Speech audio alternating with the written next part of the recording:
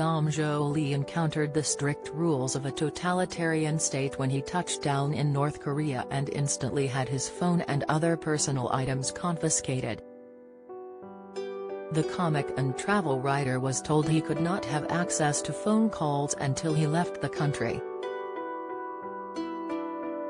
"It's a totalitarian state that doesn't like you taking any photos or communicating with anyone while you're there," he explained to Express.co.uk.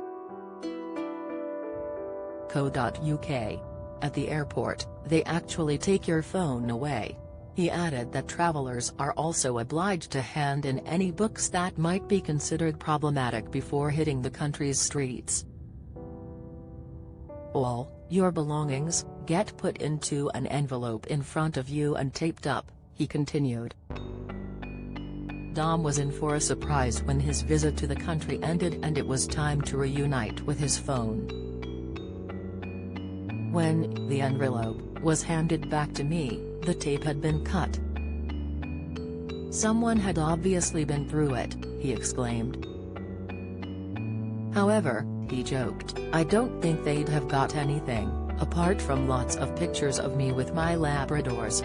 North Korean officials are said to be gravely concerned about Christians entering the country with a Bible, as the country's laws strictly prohibit carrying one. There have been reports of arrests and brutality directed at those who disobey the rule. Meanwhile, blue jeans are also sanctioned in the country. It's not just tourists who have their phone use restricted, as even North Korea's citizens face a ban on making international calls using the country's popular mobile phone service. The internet is also restricted, although that's far from the first time Dom has faced a sanction on his access to the online world. "The most unusual place I ever went online was Iranian capital, Tehran. It puts the fear of God into you," he confided. "If you try to access anything they disapprove of, a very threatening sign comes up. It can be anything.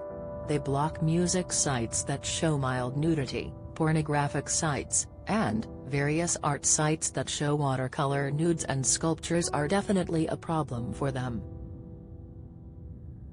Sculptures are their biggest fear."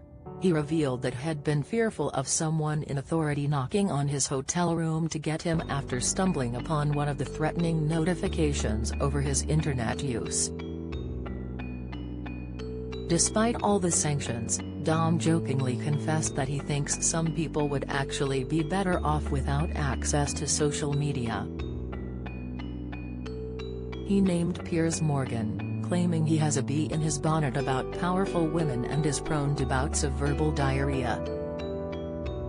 Others that he thinks should be forbidden from accessing the internet include controversial, self-proclaimed misogynist influencer Andrew Tate, who he declares should be locked up and have the key thrown away.